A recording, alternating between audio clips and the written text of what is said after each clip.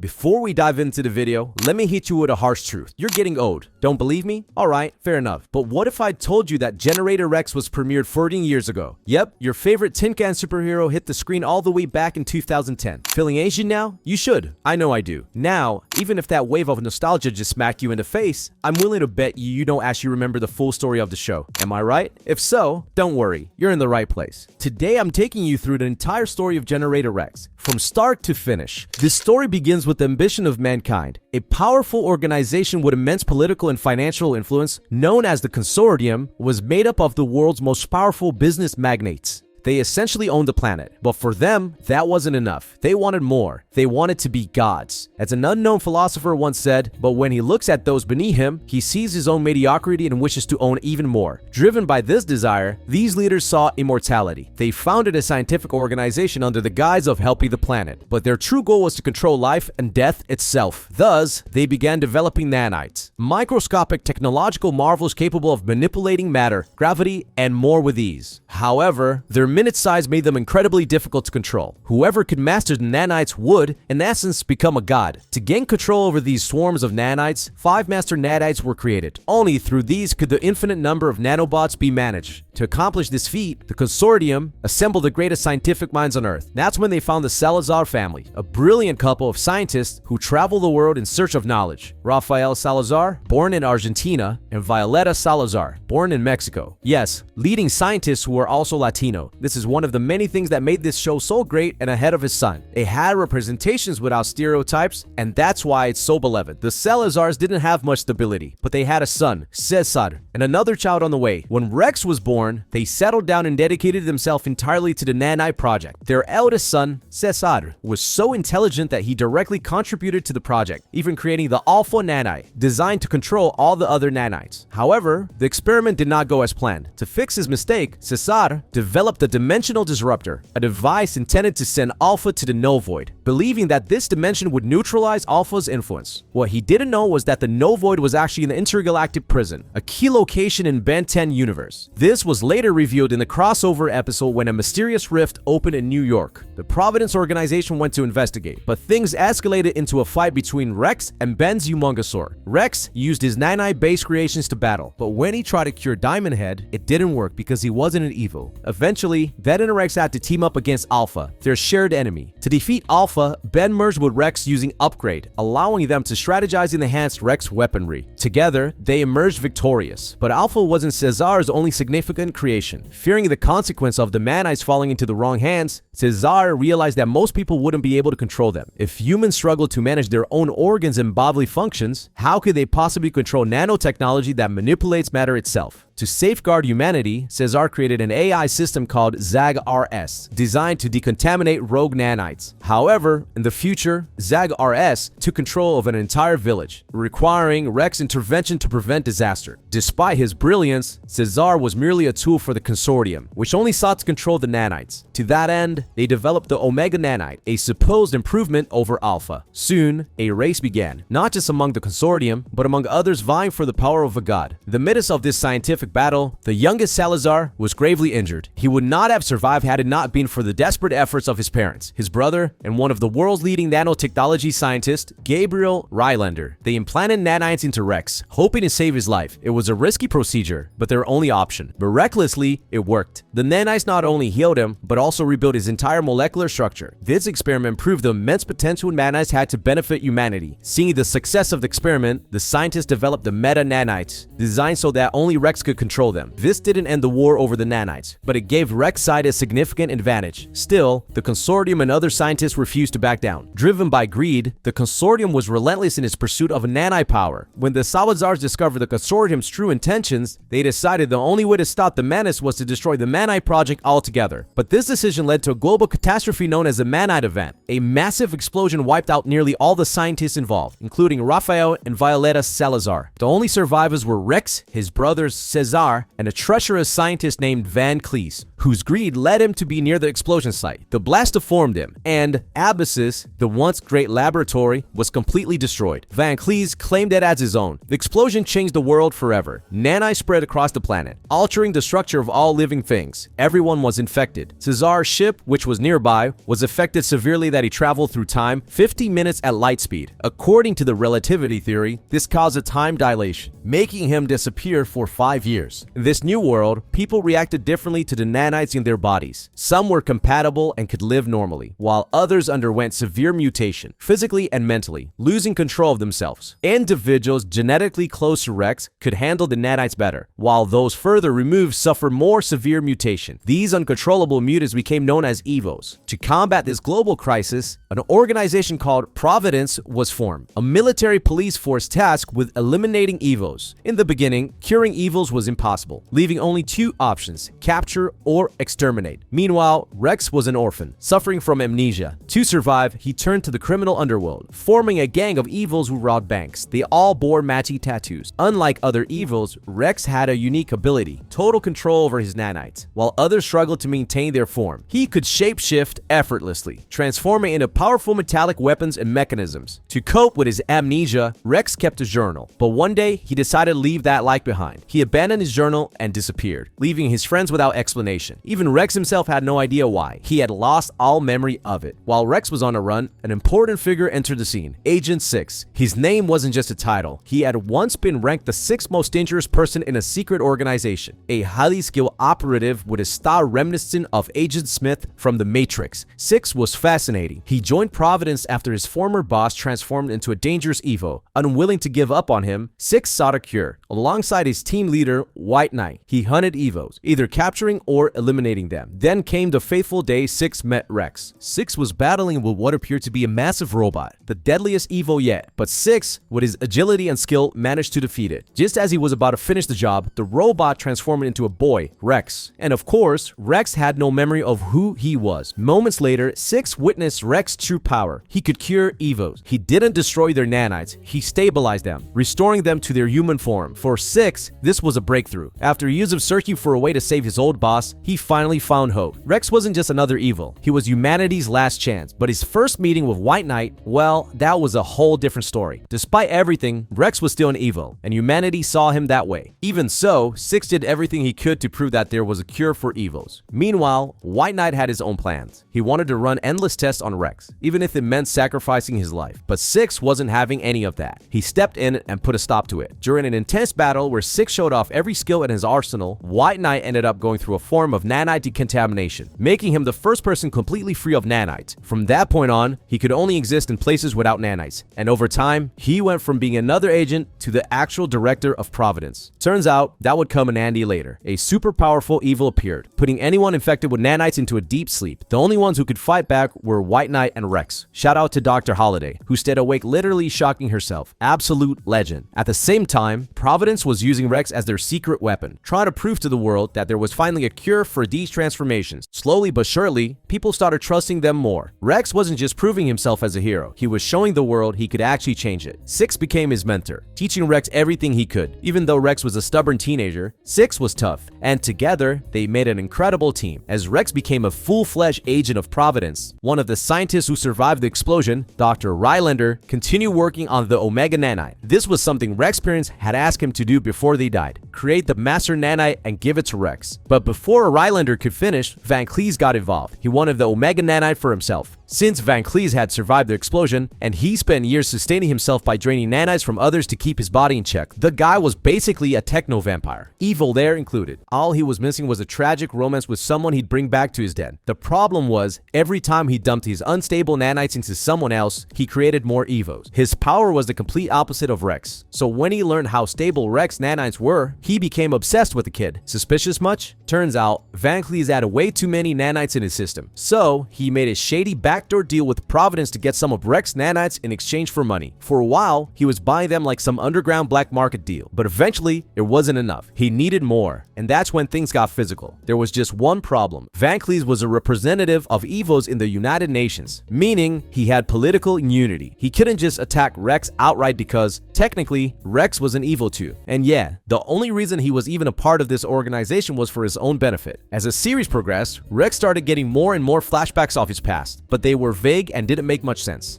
However, as he gained better control over his nanites, he eventually developed the ability to communicate with them, telling them exactly what to do. His powers were developing, but things took a turn when he unexpectedly ran into Rylander again. Keeping his promise to the Salazar family, Rylander injected Rex with a Master Nanite, massively boosting his abilities. The downside, Rylander pretty much sacrificed himself in the process. As the Omega Nanite developed inside him, Rex gained an even deeper understanding of EVOs. He could actually understand their language. This was a huge turning point for the series because nothing was introduced without a reason. Rex even reunited with his old gang, only to discover he had a criminal past. He also learned about a diary that could reveal his past, but in the process of fighting a mafia boss who was forced to destroy it, losing his chance to uncover the truth about himself. As for his old friends, despite being criminals still wanted by Providence, he decided to give them a second chance. They left their past behind and moved to Japan. Rex's power continued evolving. As he prepared to take on Van Cleese, he activated dormant nanites and, with the help of the Omega Nanite, started creating new weapons and forms while improving his overall control. However, his abilities were still limited. He couldn't cure certain EVOs. Rex had no idea that in some situations, curing EVOs required something called Meta Knight. Turns out there were 4 categories of infected being. 1. The most common, nanites activating random. 2. Those transformed from the start with no control over their minds. 3. Those who had control over their powers. And then, the one and only exception, Rex himself. Rex had no clue about this until much later. The only person who knew? White Knight, who kept it a secret. Because of his lack of information, Rex couldn't save one, who ultimately didn't survive. Through all this, Rex faced and defeated some of the most dangerous people in the world, except for 6 and 1. And just like that, Rex became the most dangerous person alive. Ironically, despite how powerful he was becoming, no one really saw it. Everyone still thought he was just some kid who couldn't do much. That's just depressing. But here's some good news. Rex finally reunited with his brother, Cesar, who had just returned from a 5-year time traveling trip that, for him, lasted only 50 minutes. Of course, Providence wasn't going to let that slip away and immediately hired Cesar as a scientist. The problem, Rex didn't remember his brother at all. This made him suspicious, especially after Van Cleese dropped a bombshell. Cesar was the one who caused the nanite explosion 5 years ago, which technically was true. What wasn't clear were Cesar's motivations. Rex was confused, but decided to put the issue on hold. He and Cesar traveled to Mexico, their mother's homeland, where they visited their adopted grandmother who led a small village. When they returned, Rex tried to reach out to Breach. She was a powerful and important character, an ally of Van Cleese, who could create portals to any place, or even any dimension. Super impressive. At the same time, she was unstable, which is why Rex wanted to befriend her. And surprisingly, it worked. He was able to connect with her, but Van Cleese had other plans. He wanted to experiment on her, believing she was powerful enough to create a portal through time itself. Since she didn't naturally have this ability, he forced her using nanites, in a process that was invasive and brutal. Rex tried to pull her away from it, but she remained torn. In the end, she managed to create a time portal, flinging Van Cleese back 4,000 years into the past and launching Rex 6 months into the future. When Rex arrived, the world had completely changed. White Knight was no longer leading Providence. He had faked a suicide attack and disappeared. In his place, the Black Amazon and a group called the Consortium took over. Unhappy of the results of past nanite experiments, Providence shifted gears. Instead of helping EVOs, they started using them for profit, forcing them into labor while keeping them contained with inhibitor collars that prevented their powers from manifesting. Disgusted with what Providence had become, Six, Dr. Holiday, and Bobo defected, joining White Knight to form an underground resistance. Meanwhile, they searched for Rex, who was still missing. When Rex finally returns, he and his allies unite with one clear mission: to prevent Providence and the Consortium from gaining control over the Meta Nanites. From those who don't remember from earlier in the video, the Meta Nanites are the master control nanites, capable of granting godlike power to whoever possesses them. However, after the initial explosion, they were scattered across the world. That's why the Consortium gathered every scientist they could find who had been involved in the original nanite project, including Cesar and a bunch of others. Less important researchers. But they didn't stop there. They even sought out Van Cleese. Despite being sent 4,000 years into the past, Van Cleese had somehow survived all that time. He built a nanite preservation chamber that allowed him to hibernate for long periods, only waking up at key moments in history to influence events.